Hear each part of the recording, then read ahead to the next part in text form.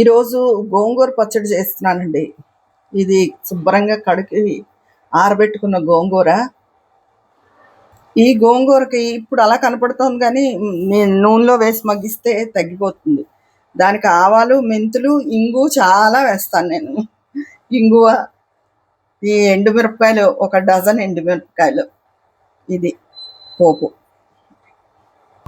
ఇలా ప్యాన్ పెట్టుకుని ఆయిల్ వేసుకున్నానండి. ఇప్పుడు ఇందులో గోంగూర వేసేసుకుంటాను. ఇందులో చిటికెడు పసుపు, తగినంత ఉప్పు వేసుకున్నానండి. ఒకవేళ ఉప్పు తక్కువ అయితే ఆఖరిని మళ్ళీ కలుపుకోవచ్చు. ఇప్పుడు మూత పెట్టుకుంటే ఈ ఆకు సగానికి సగం దిగిపోతుంది. ఇప్పుడు వేరే మూకుడు పెట్టుకుని పోపు వేయించుకుంటాను. ఈ ఇత్తడి మూకుడు గురించి మొన్న చాలామంది అడిగారండి, ఎక్కడ కొన్నారు, బాగుంది అని. ఇది నేను పాత ఇత్తడివి వాడనివి, చిన్నవి చితకవి ఉంటే అవి మార్చి తీసుకున్నానండి. పైన ఇంకో 200 పడింది.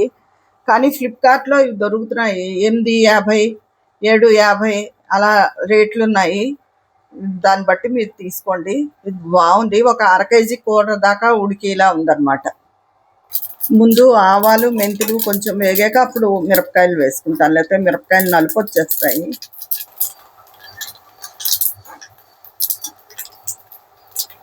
ఆకంతా సగానికి సగం దిగిపోతుంది అన్నాను, చూసారా ఎలా ఎంత తక్కువ అయిపోయిందో. పోపు వేగిపోయిందండి. ఇప్పుడు దీన్ని చల్లారబెట్టుకోవాలి.